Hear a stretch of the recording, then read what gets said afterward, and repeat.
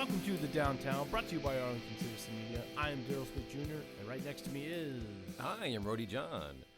This week we talked to Stephen Morris from Theatre Arlington about the upcoming season, the My TA app, and all about the renovations to Theatre Arlington. We also talked to Jenny from Hot Worx about the new location in South Arlington, what Hot Worx is, and the benefits of infrared heat. I know that the benefits when you cook your food are pretty good, so I assume it's good for when you work out. It's basically working out in a sauna. I haven't done it yet, but I hear good things. That sounds like it would kill me. It might, but they have a. You'll hear in the interview that what they have also in there, so you don't have to work out in a sauna. So you can choose to if you want to. If you don't want to, there are other options at Hot Worx. Exactly. So that one's opening up in South Arlington off of I-20. There is another one in North Arlington, which I didn't realize until during the interview. So that was nice. So you feel like it's all over Arlington already. I thought they were just launching in South Arlington, and I was like, bold move. Go for it. Yeah. South Arlington feels like the Wild West, though, because there's like a lot more space.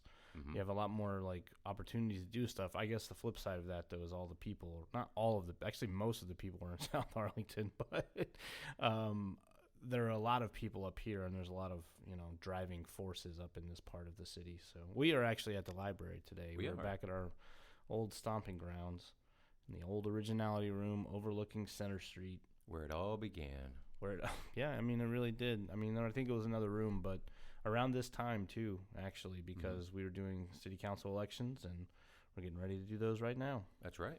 So look forward to those. And also, we can't talk about, this week and without thinking about and talking about WrestleMania.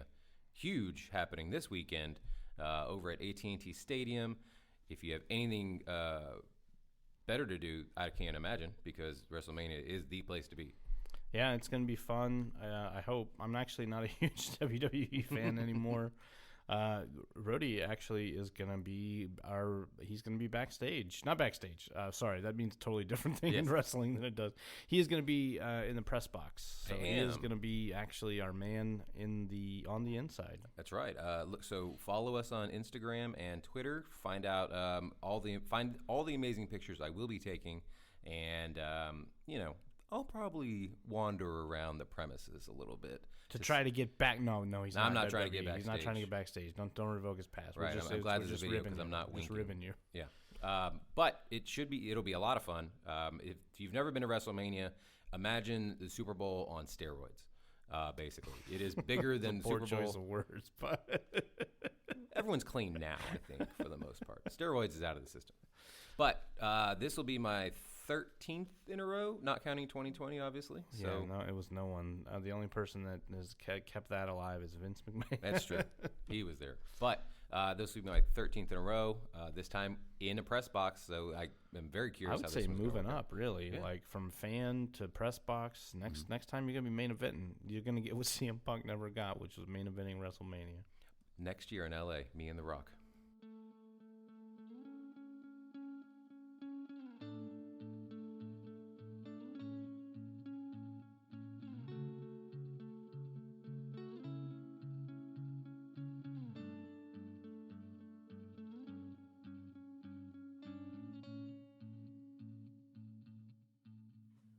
I'm here with Stephen Morris, executive producer here at Theatre Arlington. How are you doing today? I'm doing great, thank you. So how did Theatre Arlington get its start? It's been around for over 40 years now, and almost 50. But yes, almost 50 years. We got started, Persis Forrester, who is a force of nature in Arlington, she passed away this past year. She and Shirley Orr and a couple other citizens were like, hey, we need live theater. We need to do a show. They decided that was really important, and so they started what was started as first as the Potluck Players. Oh, wow. And so they got crock pots, and they took them to Miss Persis' studio, and they filled them full of food, and they told people if they came to see a show for a very cheap ticket price that they would get a meal and a show. Makes and sense. So they did a couple of shows. They started doing some fundraisers, and they traveled around for quite a while looking for places to perform. They performed at the old Forum 303 Mall. I don't know if people remember that, right? And they performed for several years at the Bob Duncan Community Center in Vandergrift Park. Right.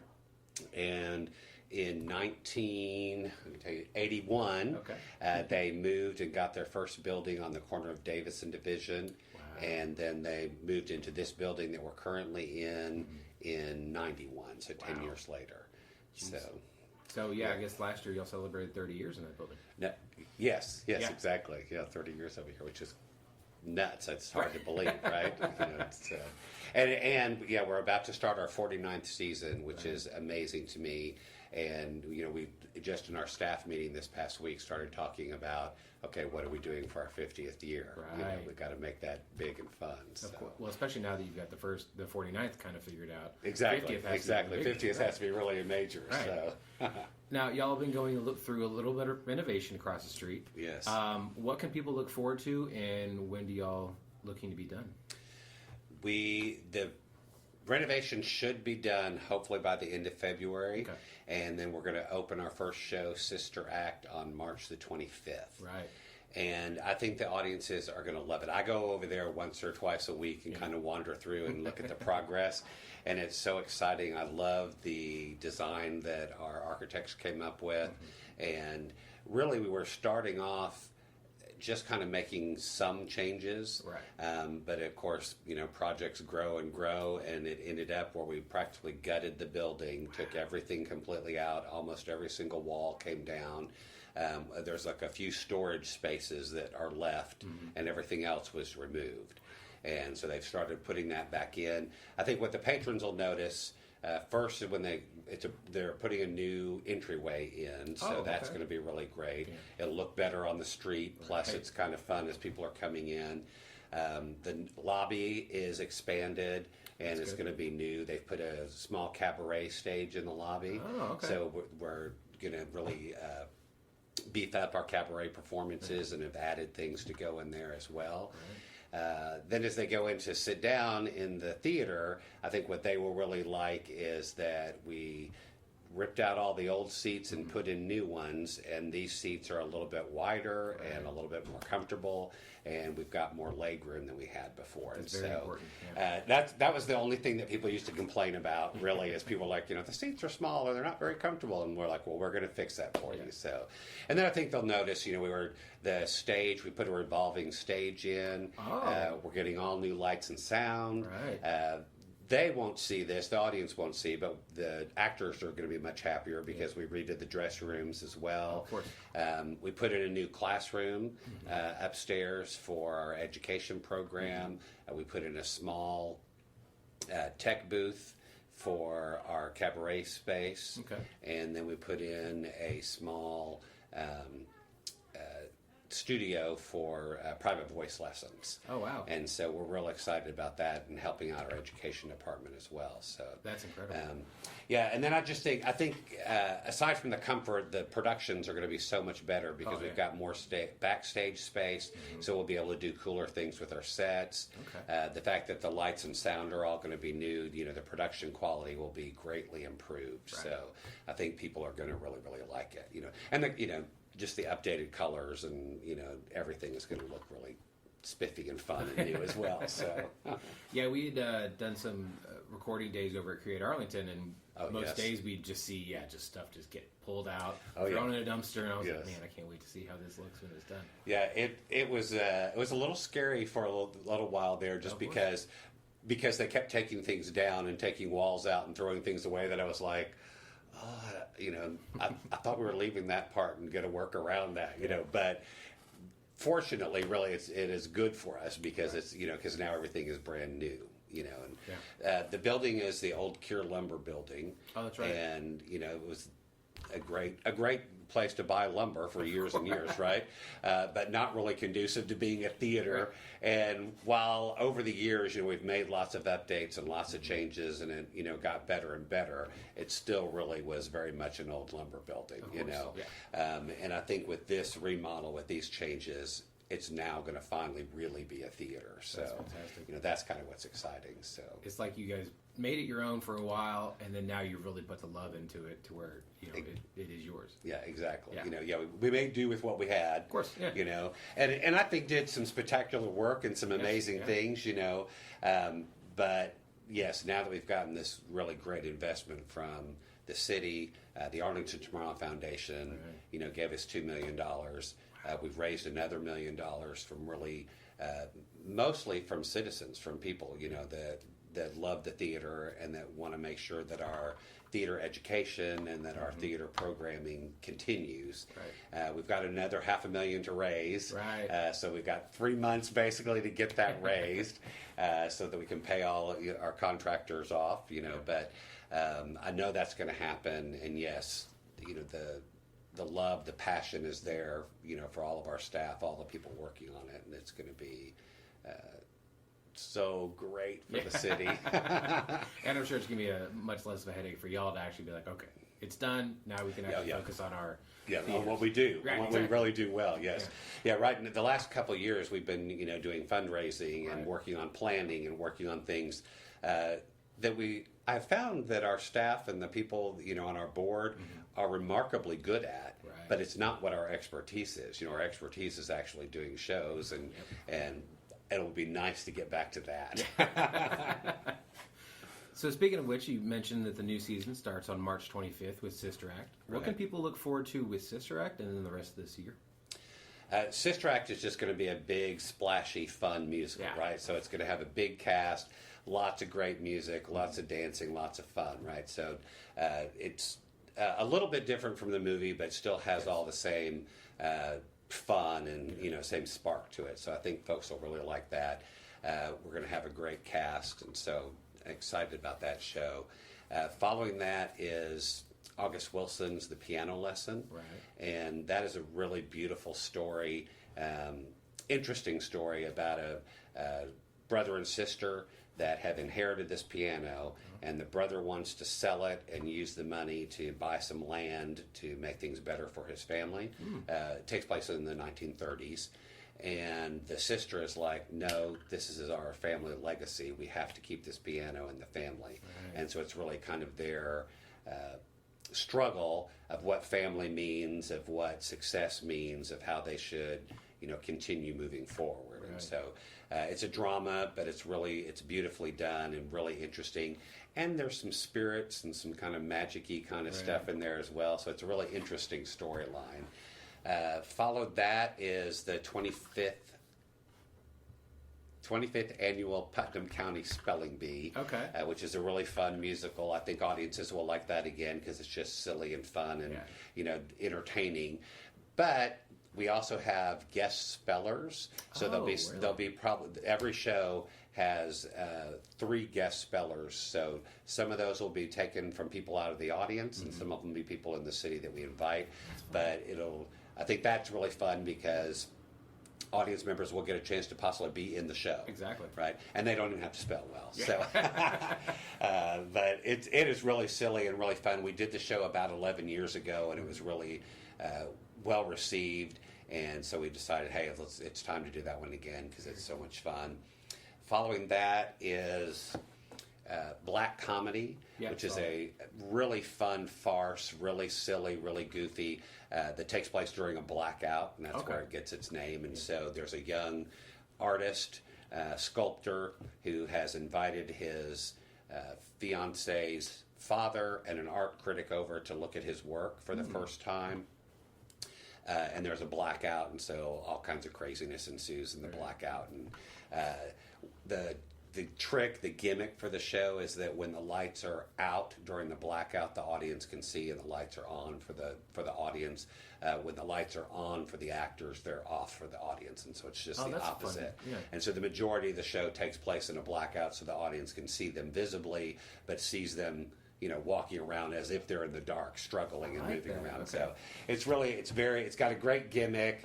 It's really fun, and lots of physical comedy, lots of farce, lots of, people running in and out of doors and mistaken identities and all that. So I think folks will really like that one. We follow that with Neil Simon's Biloxi Blues, which is really one of my very favorite scripts. We did those shows. We did the trilogy about 30 years ago, and we started doing that again. It's based on his life, basically. Biloxi is the second one in the trilogy, and it's about Eugene Morris Jerome and his experiences in boot camp in World War II. Oh, wow. Okay. And so it is got some of the most hilarious things ever, some really fun lines, some of the sweetest, most romantic things in it, and some really hard, heavy, drama moments as well. So that's what I like about it, is there's a little bit of everything all crammed in this one show, and it's a really good story. Yes. So that's why we decided to do that one again. And that is followed by The Cake. Okay. I saw that in Dallas a couple of years ago, and Shannon McGran was in that. She played a lady, the lead in the show is a lady who is preparing to be on the next big reality show, the Great American Bake Off, right? So she's a lady that owns a bakery named Della, and she is about to go on this program. She's super excited, and her best friend, who has passed away, her daughter, comes to her and says, "Hey, I need you to make me a wedding cake." And she's like, "Great, of course, I would love to make you a wedding cake." And she's like, "I'm going to marry this other young lady, and we're going to be very happy." And she's like, "Hold on, wait a minute. It's a gay wedding? I don't know if I can make you a cake for a gay wedding. I'm going to have to think about that." And so she asked her husband. He's like, "No, don't do that." And it's really, the show is very, very funny about her on the baking show, but also there's that element where she's really struggling, trying to decide, hey, what do I do? Here's a person that I love and think is great, but I don't know if I can, if that compromises my thoughts and beliefs. How do I do that? So it's really beautifully written, tells the story really fairly, I think, from everybody's point of view. And so I saw that in Dallas, like I said, with my friend Shannon. And I was like, "Shannon, I need you to do that show at Theatre Arlington. Come over here and do it, because you were great." And so she's going to do our production as well. That's amazing. Really happy about that one. We followed that with James and the Giant Peach, which is our youth production. And so that's a youth musical. Kids 18 to 8 to 18 will do that production. Okay. And the director is an adult. Our education director, Cindy Honeycutt, will direct that. But everybody else involved with the show is a youth. That's good. And so that's really fun and really great, educational, and really fun for people to come and see. Right. And a good story. Everyone likes the story of James and the Giant Peach, right? And then we close the season with our Christmas production of Hooray for Holidays. Yeah. And that is one that we did here actually 2 years ago. It's a musical that I wrote. With lots of Christmas songs in it, and it's about a fictional family, the Callahan kids, that were supposedly children. They had a television show on TV like 25 years ago as kids, and now they're doing a 25-year reunion show, and it's a Christmas special. They're doing a TV special similar to like Perry Como and those old TV specials that everyone had, Free Crosby, they had at Christmas. So it's along those lines. Act 1 is them rehearsing and getting ready for the show, and then Act 2 is the actual show. The fun part about it is that everything that could possibly go wrong goes wrong. We find that 25 years later, the kids are no longer talented. They don't really have any skills. Probably shouldn't be on TV anymore. And they're nervous, and they realize it, and so things start falling apart. And it's very silly and very fun. Awesome. We had a blast doing it, but we were surprised because we just were like, we're looking for something that's different for Christmas, right? We don't want to do Christmas Carol. We don't want to do, the Christmas Story, or one of the things that everyone's seen a million times. Yeah. So we're like, let's write our own and do it. Well, the audiences ate it up. They thought it was so much fun and so silly, and they were so happy to have a new Christmas Story, something that was very, very Christmassy and very fun, but not that they had seen a million times. And so they were all like, "Please do this again. Do this one again. We think it's fun." And so we're like, "Okay, we'll do it again." So that's what's going to happen this year. We're going to do it again. We might change a little bit of it up, but it'll be basically the same show, and hopefully we'll bring in some more new folks that haven't seen it. So that's fantastic. So how do you really come up with like kind of the flow of how you do your shows? Because like you said, you guys are starting with the fun one, and then you guys have more of a drama one, and then back to fun. kind of go back and forth with it, and then you have one that kind of is a buffet that has everything. Right. And of course, obviously during the holiday time, you have to do something holiday. You have to. Yes, you have to. So how do you find that flow of? Well, we really, again, because we've been around forever, right? And so we try and find some shows that are going to be appealing, that we know people are going to like, that are fun, and that have a real wide variety of appeal, right? And then we try and stick in some things that maybe people are not as familiar with, or that maybe are a little more experimental, or that maybe people don't know as well. Like The Cake is one that people don't know. It's a fairly new work.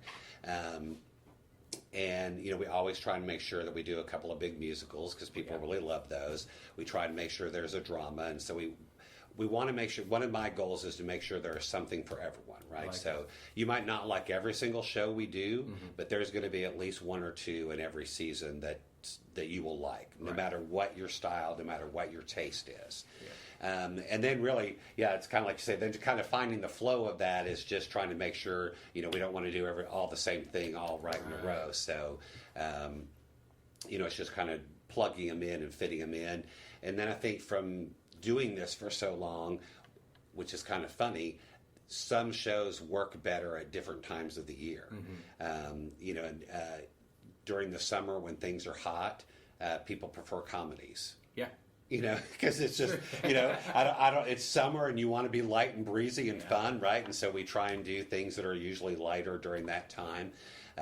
Typically, we end up doing our drama a lot of times during February or during the winter, when things are a little bit colder and people are a little stiller, a little calmer. They're used to that. So it's just kind of that's kind of just been experimental through the years, where things work and where they don't. We do kind of move things around a little bit every so often, just because we like change for ourselves as well. But that's kind of how we come up with that. That makes sense.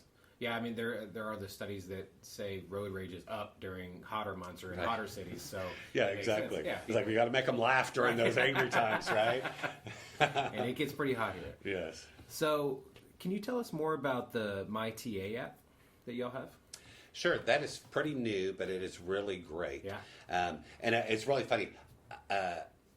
I am not an app person myself, right? So I don't use them a lot. Yeah. But it does almost every single thing that our website does. So you can go on there, you can purchase tickets on the app, you can look at all the information that the website has. You can go onto the app and look at that. The fun thing that I think about the app is if you're really interested in things that are happening at the theaters, you can sign up for blast on the app, and so when something's coming up or you want a reminder of something, the app will tell you, hey, this show is about to open, or you need to go buy your tickets for this. Wow. You can set up reminder type things in it, which I'm like, notification. I'm like, great, notifications, and I'm like, oh, that's cool, right? Yeah. And if you want more information about the theater, but you don't always check the email blast, you're not on our email list, you can get all that same kind of stuff through the app. Wow. It tells when the auditions are coming up. Yeah. So if you're an actor and want to perform, it'll tell you that. Or you know an actor, yes. So it kind of tells you those things as well. So that's amazing. We got that from a grant really through WIP, Women Inspiring Philanthropy. We talked to them. They're amazing. Yeah. I love them. I love everything they do for the city, and we talked to them only a little bit, but I know we could have talked to them for hours because they touch the city in ways that a lot of people don't realize or understand. Right. Yeah, I think people don't know that much about. I didn't know about them until I started working here. Right. I didn't know about them until we interviewed them. Right. and to find out that it was really a group of women have decided, hey, we want to make the city better. Right. And so they all contribute some money, and then they get people send in proposals to them, and they review those and they vote on them, and they figure out what will work and what doesn't. One of the things I kind of like about them is they don't just give you the money and say, hey, go do this project, right? You have to provide at least 50% of the funds to make your project happen as well. As you should, otherwise you're just asking for free money. Exactly. Yeah. And so I love that, but they've been great to Theatre Arlington. They've been so, another reason I love them, right, is they've been really good to us. They gave us money several years ago for the app and for our website. It is unbelievable how much an app and a website costs a lot of money to design and to get up and running. Once you have it, it's not that much to maintain it, Right. but those startup costs are outrageous, and our website was woefully utilized, and it was so out of date and Right. not good, and so it was really nice that they were able to provide some of that money for us. They also just actually gave us a grant recently again for the reconstruction, so wow, to help okay. with some of our lights and sound and helping us with our technical equipment. So Right. I love you ladies at WHIP. We love them too. So Theatre Arlington was the start of the arts district here in the city, which is growing like crazy. How Yes. great is it to see like such things as the museum, the new downtown library, and places like Create Arlington really grow around the Theatre of Arlington? I love that Kathy O'Neill, who is with us right now, she's our development person, and she and a couple of folks were like, hey, we need to get this designated as a cultural arts district through the state. And so they did a lot of paperwork and a lot of writing and sent that and made that happen. And since then, this area is really growing and expanding even more and more, which is really nice. I love that we're an anchor, for it. I love that the museum is right down the street. It is so nice and handy, that we're, in such close proximity. Create Arlington, which has just opened up, I guess, about a year now. Yeah, I about think. almost 2 years now. Yeah. Is it? Gosh. They moved. They actually came over here, during the start of the pandemic to help artists have a place to work that were stuck working at home constantly, to give them a place to go. And I think they are a great organization. It is so nice to have them right across the street. They've got a gallery now, and so folks are able to go and look at all that. But it is really, the arts are becoming, I think, more and more important, and I think people are realizing how much they miss them. Yeah. Being stuck at home, and the theater has not been able to do shows for a while because of COVID, and of course now partly because of the renovation. But people are really missing it, and I think having these venues all close together is going to really benefit us in the long run. And I hope it keeps growing and more keeps happening. You know, so yeah, that's one of our main focuses is to spotlight the arts that are happening, because we are fans of art, whether it be music, art, like actual physical art, theater art, like any bit of art we love, and we love showcasing, because you're creating memories, you're creating emotions out of people, and you could go see the same play 50 times, but you're going to notice different things every different time, or it's going to certain spots are going to hit you differently every time. Same thing with music, same thing with painting. So we love showing that, because as much as we love this city, we realize that they don't put enough emphasis on the arts. So that's why we try to also spotlight the arts as much as possible, because as much as sports are an art as well. Right. They are. Yeah, and they bring a lot of people here. While you're here, there's other things to do as well, because a lot of people go to sporting events, and they like art as well. So might as well check this out while you're here doing that. I agree. We have a lot to offer. Yes. And we have the capability of offering so much more in Arlington, and so I hope that it keeps expanding. I love that we have lots of venues now for live music. I think that is really great. I'm hoping again that the theater can keep expanding and growing, so that we have. I would love for other theaters to open in Arlington. I don't view it as competition. I would view that as helping enrich and create more viewers, more patrons. We're lucky that Dallas and Fort Worth have really a very vibrant and great art scene, and there's lots of great theater there. But currently, being the only ones in Arlington, puts a little extra pressure on us. And but we're very grateful that we're able to, share live theater with the city. So. Yeah, I live in South Arlington, so we would love to see more things in South Arlington happen as well. Yeah. Well, I keep joking with my board and with my staff that as soon as we get all of this done, that we should look about expanding and moving to some locations. Have a branch Theatre Arlington in the south. So maybe that'll happen in the near future. I would love to help out with that any way I can. So I want to touch I want to briefly touch on Club Cabaret, Comedy Club, and the Play Reading Club. You provide your stage to other arts that aren't just the theatricals. How important is it to spotlight other arts such as that? We decided I think partly just because I love live music and I love, cabarets and different types of singing. So a couple years, right before the pandemic, actually, a year before that, I was like, hey, we have space in our lobby. What if we did some cabaret shows? We typically have 2 weeks or so in between each one of our performances. And while we're busy working on the stage, changing out the sets and doing things, so we can't do something in there, I was like, the lobby would be available. We could just have somebody come in, they could sing. Right. That'd be so much fun. And I thought, that would also be a way to maybe attract some UTA students because they like music, they like that. Where they might not come and see a show, they might come hear somebody sing, right. And that would get them in our doors and get them to know who we are a little bit. So we started kind of really looking at that. Plus, I have a lot of talented friends that are really great singers, and it's something that I really like. Yeah. We opened up our bar. We have beer and wine service. Okay. And so we were like, we have beer and wine. We've got a club atmosphere. Let's make it fun and bring in some local artists that maybe don't have a platform or a place to perform yet and give them that opportunity. So we started that. It started going really well. Pandemic happened. We did a couple of them during the pandemic that we had to really limit the seating, and we moved into the actual theater space so that we could keep everybody very separate. Yeah. And those went really well also.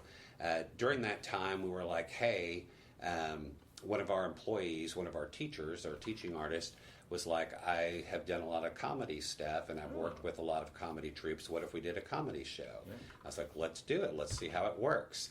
And so we did. It worked really great. We had lots of new people that have never been to the theater that were more interested in a comedy type thing came, and I was like, okay, let's expand this, and so that's kind of how that came about, is just we tried one, and so now we've had auditions. We've got a group of about 12 comedic actor players, right? Fun. And so they're going to perform on the second Sunday of every month, starting in April. Right.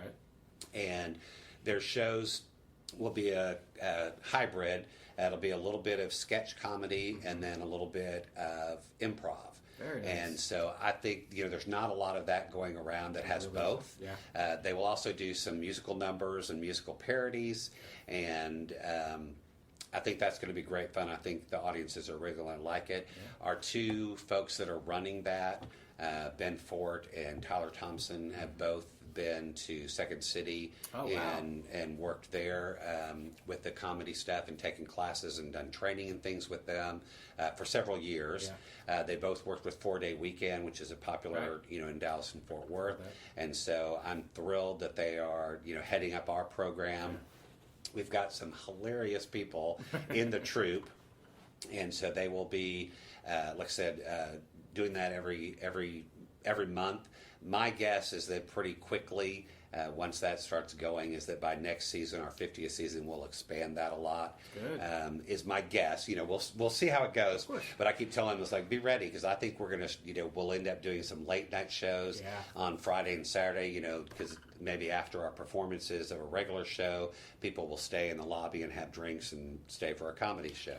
Yeah. The cabarets, we've got a wide variety. A lot of folks, because, a lot of people we know sing Broadway music, right? So a lot of show tunes and things like that. But we've also had a couple of folk singers and some country singers. I was actually on the phone this morning talking with someone that sings jazz. Okay. And so we're really looking at that being as many different types as we can possibly do. And that'll be about 15 to 20 times per year that we'll have cabaret shows as well. Right. And then the last group, which is going to be brand new to us as well this year, is we're doing a play reading club. And basically, we've chosen 4 plays. Each one will be done 2 nights. And the actors in our cabaret space, again, will be reading from the script. So they'll have the scripts, but there'll be some minimal blocking, some staging, no set, no costumes, no props, but it will be a full reading of the show, lots of emotion, lots of acting, right? So you'll get the general idea of what the show is. then the part that I think is fun is afterwards we'll have a talk back with the audience. So the actors will stay on stage, the director will be there, and then they'll kind of talk about the play, what they liked about it, what they felt comfortable with, and each one of them is a really interesting script that has some great things to talk about. So the first one. I've got my little notes actually here. The first one, Fade, is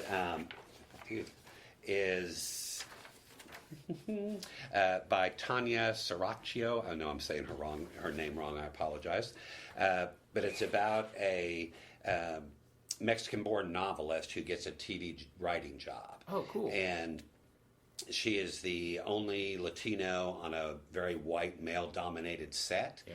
And so she becomes friends with Abel, who is the custodian there and the only other Latino in her job, right? And so it's really kind of about how the two of them build this friendship. She starts using some of his stories that he tells her on the TV show. And it's really kind of interesting, a play about class, about race, about the Latinx community, as well as how does status change you and who you are at your core, or does it not? And so I think there'll be a lot of interesting things to talk about there. The next one is American Son by Christopher Demos Brown. This one, Kerry Washington did this on Broadway, and then I think there was a film version of it as well that it went out. But someone told me, hey, you should read this and think about doing this show at the theater. And so I read it, and I was like, this is a powerful, interesting script that I think people need to hear and talk about. And I was like, it might be a little bit too on the nose for what's happening in the world right now, really, for us to do. I think it will make some of our folks uncomfortable because it is about race relations in the police and what happens when a young black man has an altercation with the police. And so I was like, I don't know if our audiences are completely ready for this, but it's something. It's a script that I really like and that I really want to do something with it. And that's kind of a little bit how the play reading series came about. It was like, I'm looking to add diversity to our season. I'm looking to add some more contemporary shows that we wouldn't normally do. And I was like, okay, but I don't know if we're ready for them, right? I need to see if our audiences are ready. And so we're going to read some of them, invite an audience and talk about them and see what people think. Test the waters. Test the waters a little bit. It gives us an opportunity to tell stories that are more diverse and more contemporary than we normally would. Our third one is Fat Pig by Neil LaBute, and it's about a man who is dating a plus-size girl, and he thinks that she is so funny and witty and charming and sexy, and he thinks she's great, but he's got some friends that are very shallow and that basically start taunting him and kind of teasing him about it. And so it's really, about, hey, how do I come to terms with my thoughts about what my friends are thinking, about what I'm thinking, about what my perceptions of the world and beauty are. How do I navigate all of that? And it is very, very funny, very hilarious. Got some very heartbreaking parts of it as well. And it is a really, again, another very interesting script that I've known about for a long time and have read several times that I was like, oh, this is something that I think is perfect for this play reading stuff and for us to talk about. Really, really good to talk about, hey, what does America think about body types? Of course. Yeah. And, the Hollywood image of what America is and what America really is, and how do we navigate all those things. And the last one is another one that's a comedy for the most part, but has a little bit of drama in it, and it's called Cowboy versus Samurai. Oh, I like that. And it is a really funny romantic comedy about a Korean gentleman that's an English teacher living in a very small cowboy-type town in Wyoming. Oh, wow. And he is the only Asian there, I imagine, or only Korean there. There is one other friend of his that lives there that is also Asian, but he was adopted, so it's unknown Asian descent. He doesn't know what his background really is. And so he just says he's Korean because his friend is Korean, so he wants to be Korean.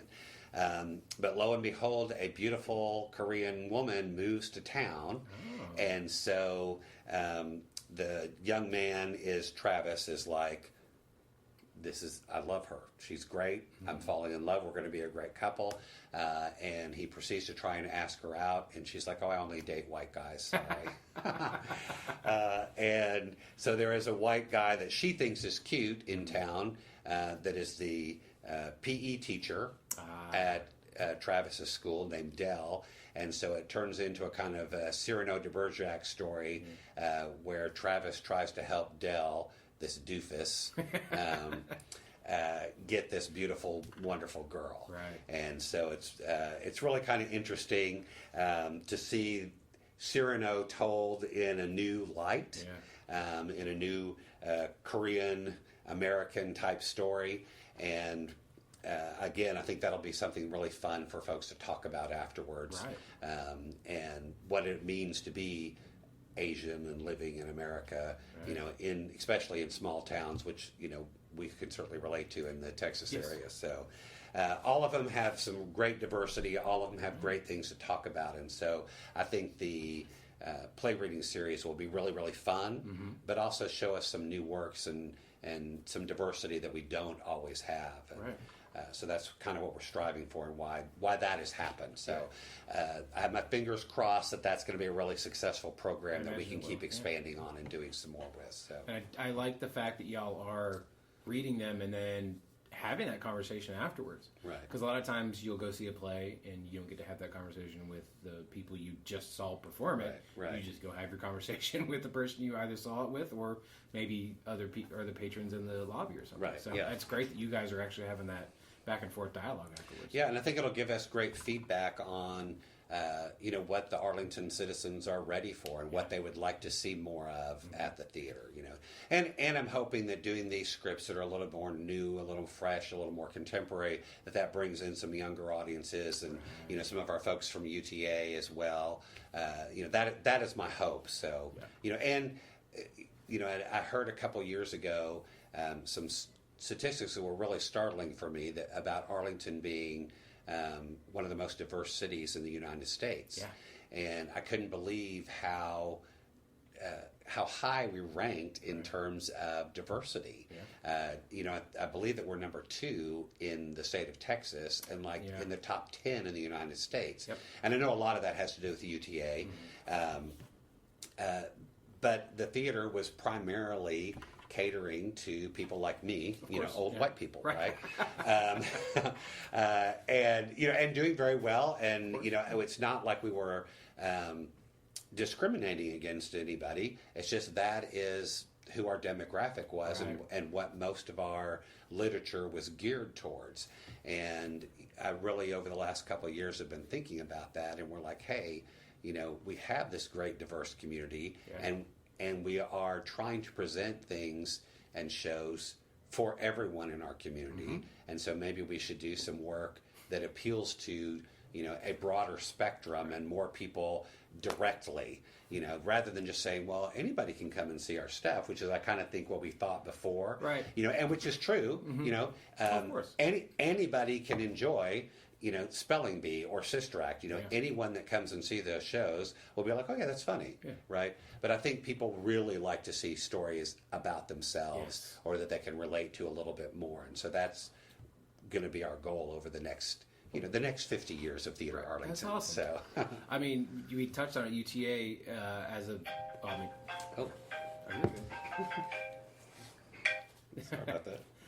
UTA is the most diverse school in not only Texas, but I believe top 5 America. Right. Yeah, and you could just look at the culinary scene in Arlington, and it is extremely diverse. Yes. You go up and down Cooper, and Cooper Division, any of them, and you see all kinds of different. You can literally travel the world when it comes to culinary. Right. Here in, it's true. in Arlington. So it's fantastic. You guys are actually now catering as well to the.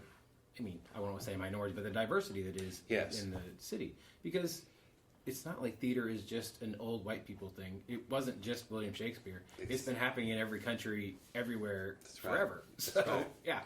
Yeah, and there are beautiful stories, and I think that's one of the things that I love about theater, right, is that first off, it can just entertain. Right. So it can just be fun. It can just be a way to go have a little escape from what's going on in the world and laugh and have some fun.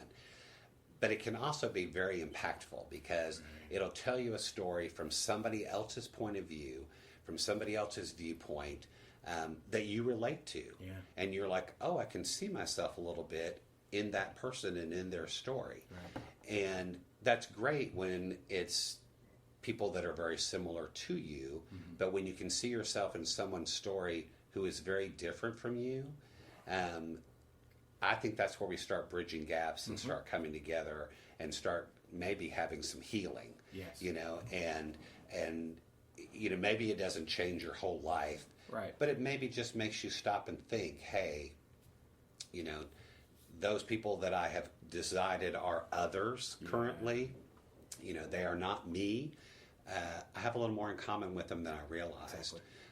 And it maybe just starts a conversation or starts a thought process where there can be some change or healing. So that's what it really should be all about. I think that's what art really, truly should be all about as well. Yeah, it brings us together. Right. At a time where I think most people feel like we are more divided than we've ever been in our lives. You know, maybe the Civil War, you know. But other than that, I think, you know, certainly than what we can feel, you know, as being more separate and more feeling that way. You know, we're not really. We are all still, you know, all part of the human race, all one. But I think we feel more separated from people. That if that's something that the theater can do, if that's something we can do to help people feel a little closer to each other or a little more connected, then I'm all for it, you know. Yeah, me too. Now, you also provide acting classes for all ages. In a sense, you're creating your own kind of farm team when it comes to bringing up actors as they get older. How did this all begin, and can you speak on some of the highlights that have happened throughout the years? Sure. Gosh, they've had an education program for at least 25 years, maybe a little bit longer. And I think, kind of like you said, it just, you know, theaters are always trying to bring in a younger audience. It typically has always been in all theaters, you know, anyone that I've ever worked at or know, our audiences are typically people that are 50 and up, you know, and I think that's because those people have maybe more leisure money or time, or, you know, they just enjoy that, right? Younger people, I think, are out doing, you know, instead of sitting and watching something maybe. And they just don't realize. Once we get young people in and they see a show, you know, they're kind of hooked. Right. And I think when the theater education part of Theatre Arlington started, there was not any theater education happening in the Arlington Independent School District except on the high school level. So we didn't have any that was in the elementary, which I believe there's still only 2 schools that do right now. All of the middle schools now have theater education, but they didn't at that time. And so there was a need for it.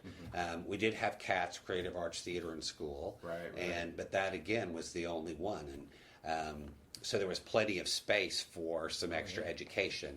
And while I think it's really, you know, theater classes are fun, and that part of our goal is, yes, to create audience and to create a place where if someone wants to be a performer, they can learn how to do that. But really, that's not most of our goal in teaching theater, because we know most of the people are not going to go on to be actors and actresses, right? That just doesn't happen.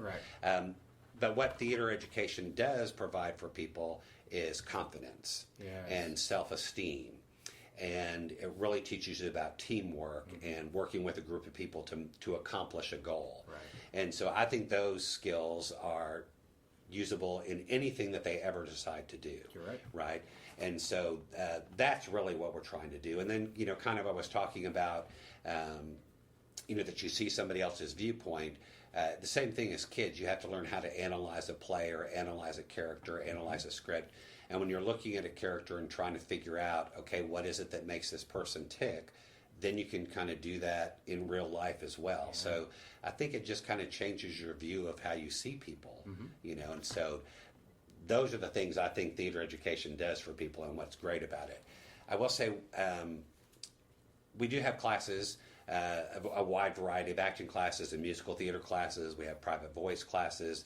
We have some piano lessons that happen. And all of it is available for people with money that come and pay their classes. Kids do that. But we have a tremendous outreach program as well. And so we started that a little over 22 years ago, where we called Act Ups, and we take a theater professional goes into the schools and works with the Arlington Independent School District. Right now we're in 4 schools. We're adding 2 schools this year, and then our goal is to add 2 schools every year. But they can go work with either the 4th or the 5th grade, depending on which the school prefers, and play some theater games with them and do theater activities with them that helps them with all the things I talked about, really about self-esteem and self-awareness, confidence, the ability to get up and speak in front of a group. And what we hear back from the teachers and from the people that are working with those students is what an improvement getting to work with that theater professional once a week makes. And so we've done that for 22 years.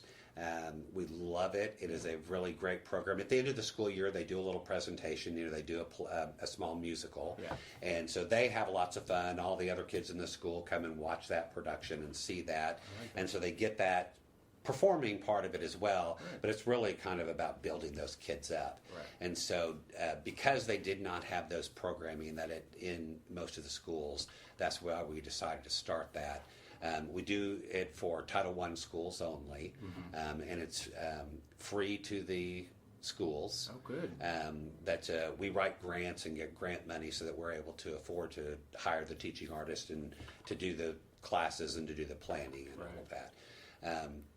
And we also do that with our summer camp programs. So we have summer camps that people can, that are able to come to, and it's great fun. There's several different kinds that are just acting. There's some that have a little bit of acting, a little bit of technical theater along with them, so they learn about sets and painting and that kind of stuff. And then we have lots of musical theater camps, which are our most popular. And so anyone can sign up for those. I think actually those that will go open February the 1st for people to start signing up. And all that information is on the website. And we have a spring break camp where that same kind of thing happens. But we also have some camps that we work with the school district as well that are for those Title I kids as well. So those kids get to come free. The school district is able to pay for those and make that happen. You're fun. And then we also do a camp for homeless and transitional youth during the summer, which is one of my favorite things that we do, because kids that would not afford to be able to go to camp or be able to do that normally, we find out about them through the school district usually, and they're invited here for a camp experience just like everybody else. They come and they put on a show at the end of the week, and it is so joyful watching those kids running around the stage and smiling and being gleeful. And then one of the things that I really like is watching their parents watch them. And it is, I get choked up all the time when I think about it, because it really is very moving and a really fun experience for the kids and for the teachers and everybody involved. That's incredible how much y'all do for the kids, because when you are coming up, it's the Jerry Seinfeld bit where the number one fear is speaking in public, and then the other one is death. So if you're at a funeral, you'd much rather be in the box than giving the eulogy. When I was teaching, and I found because I taught theater for 27 years at Lamar High School, and then I also taught speech during part of that time. And that was one of the things that would tell my students. I'm like, I understand you don't want to get up and do a speech. Exactly. Most of you would rather die than do that.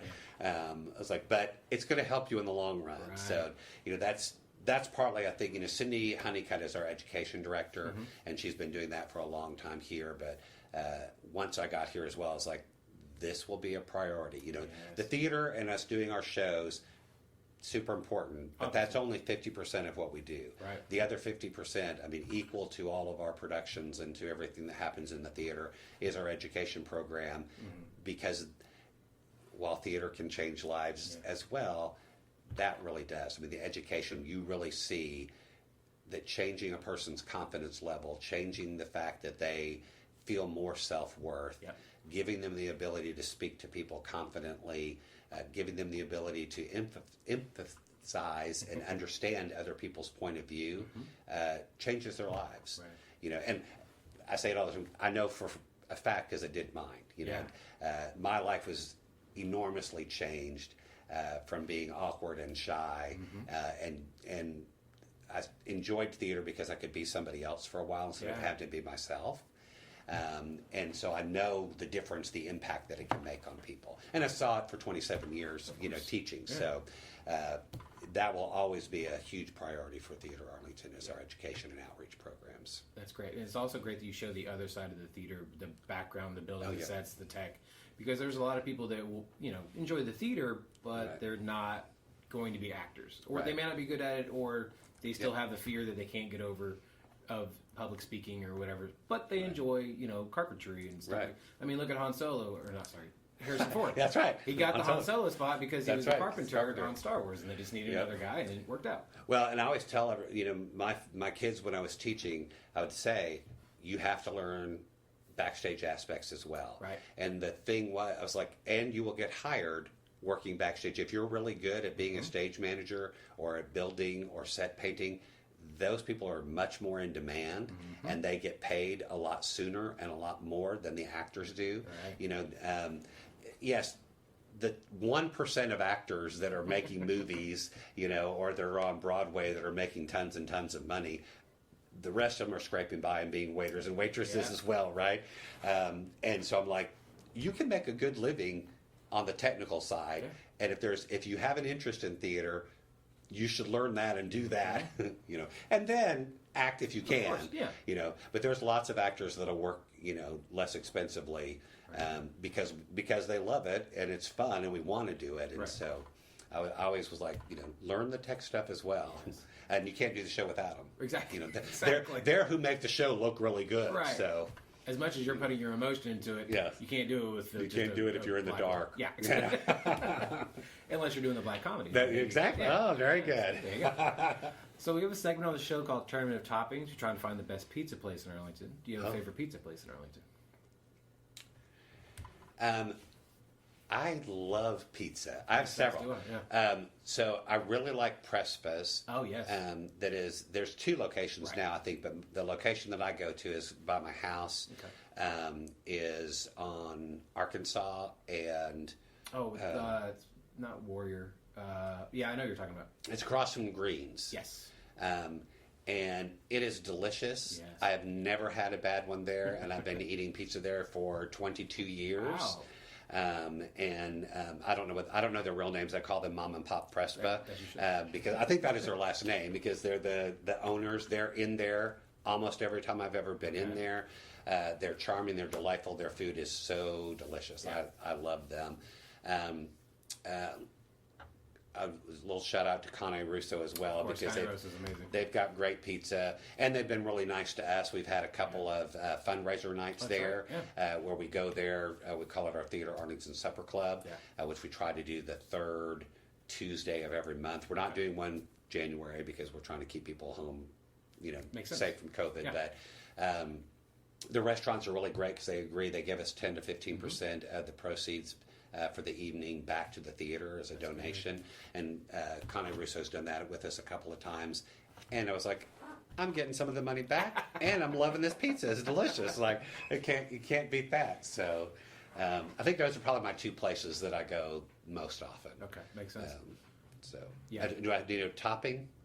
No, you don't have to. No, okay, good. We just call it the Tournament of Toppings. Okay, pizzas. There you go. Yeah, because I said I don't want to upset people. Oh no. I mean, people get do whatever you want. Pineapple on your pizza, go ahead. That's how I feel. Yeah, I enjoy it.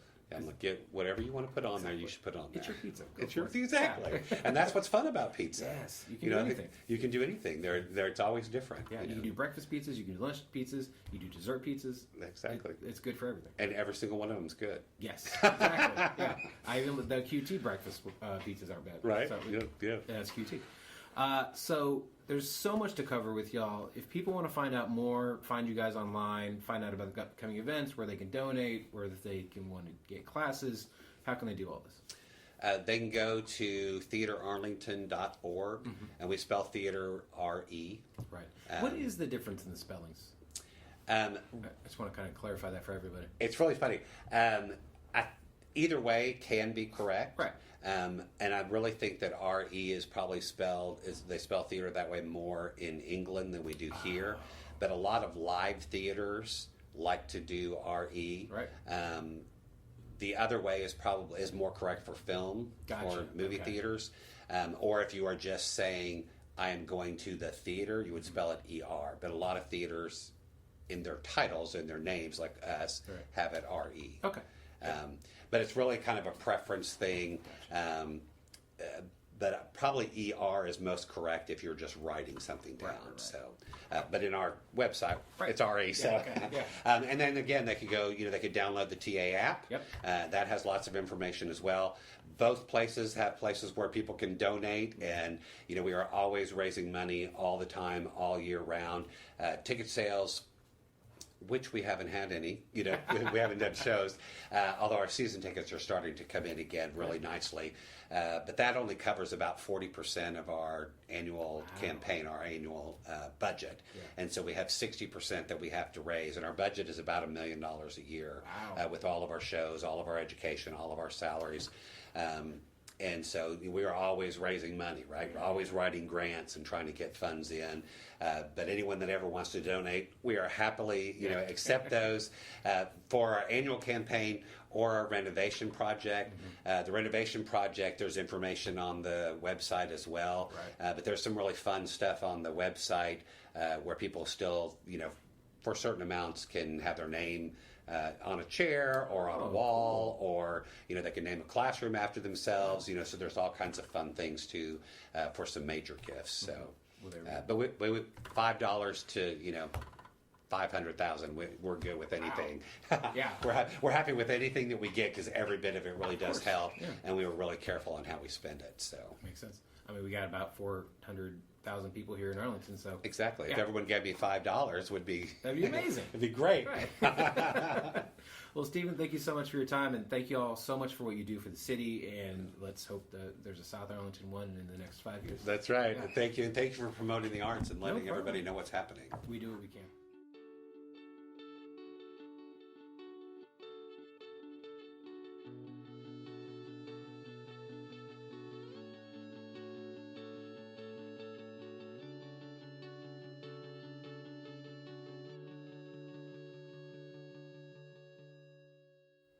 I am here with Jenny from Hot Worx. How are you doing today, ma'am? Doing great.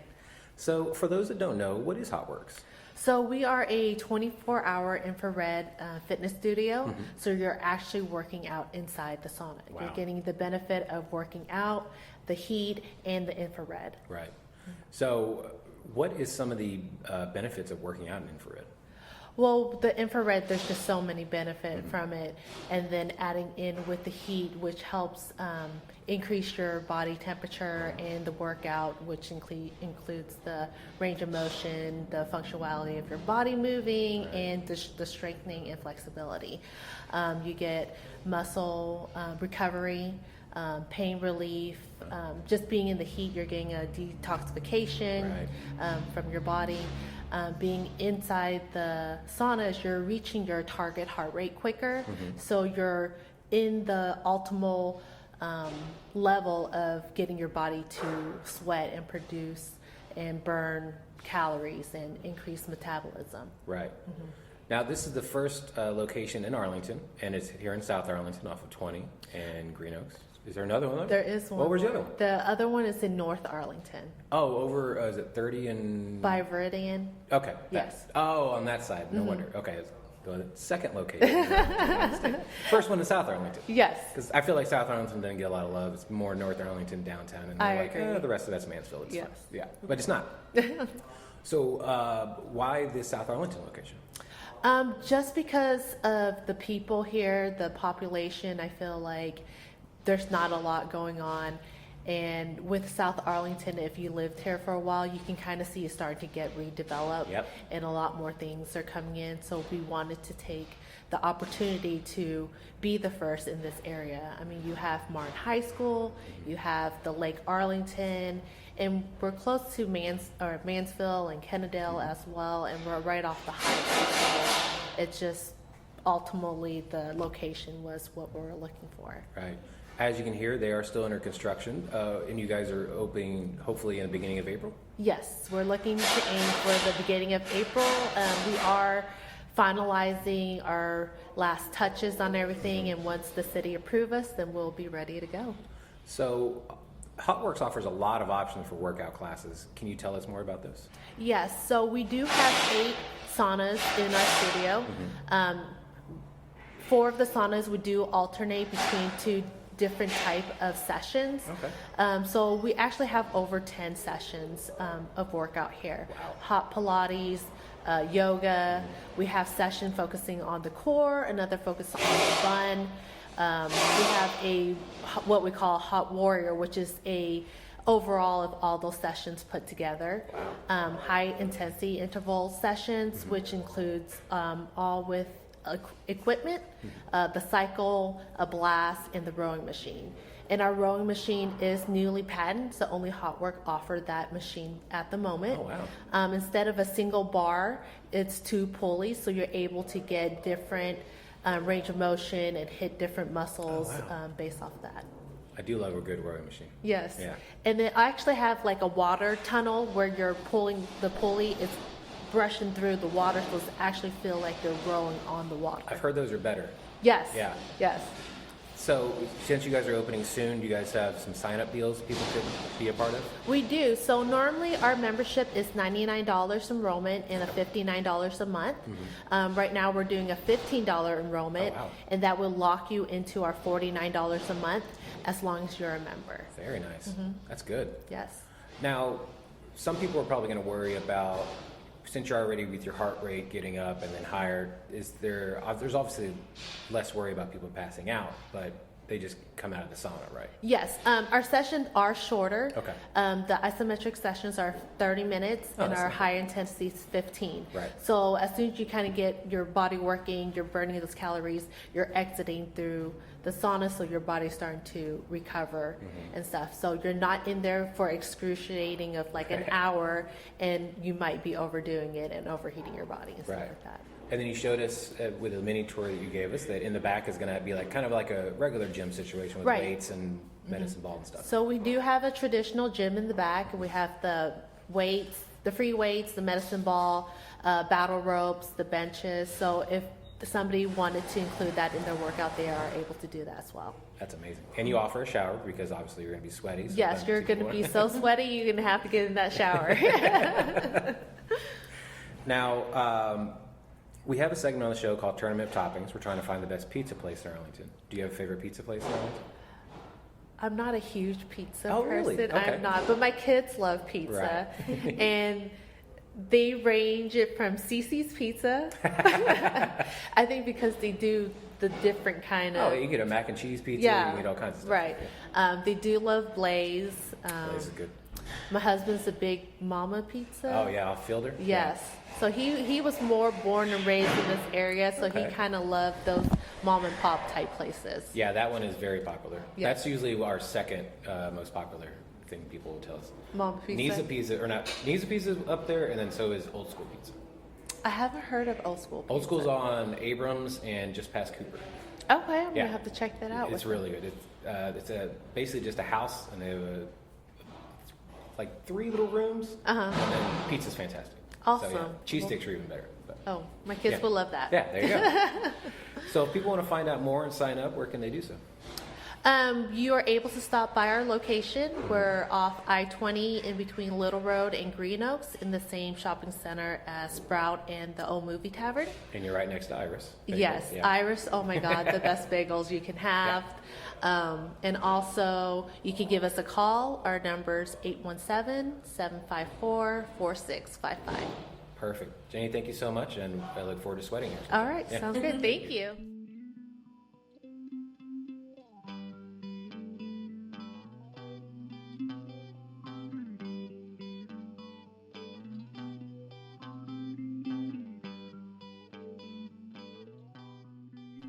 All right. Thank you so much to Stephen with Theatre Arlington and Jenny from Hot Worx. I appreciate you taking the time out to talk to us and letting us help tell your story. Speaking of making stories in the city of Arlington, though, you can always go out and make yours. You can start it. You can start your Arlington story by going to the Arlington Open Mic at Dr. Jekyll's every first Sunday at 6 p.m. And then every Monday, go back over to Dr. Jekyll's for their trivia night. That starts at 7 p.m. And every Tuesday, every Tuesday night from 8 p.m. to midnight, Blitz Lounge is having karaoke night. And then also every second Tuesday over at Create Arlington is their open mic / poetry night. Every Wednesday night, Wednesday evening, early evening, at Jambo's Barbecue, you can see UTA Jazz from 5:30 to 7:30. Catch jazz and heartburn. There we go.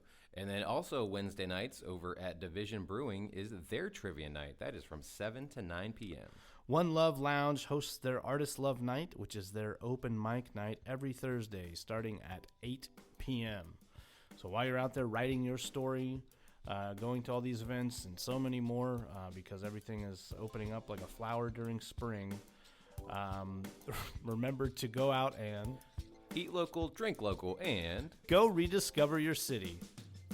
Tag us and send those pictures over to us on Facebook, Arlington Citizen Media, Twitter, ATX Citizen Media. Tag us on Instagram, Arlington Citizen Media, and send those pictures the old-fashioned way. Email arlingtoncitizenmedia@gmail.com. Also go to our website, www.arlingtoncitizenmedia.com. Don't forget to subscribe and give those 5-star reviews of the downtown at Apple Music, Spotify, Google Podcasts, and also hit us on SoundCloud, iHeartRadio, and YouTube.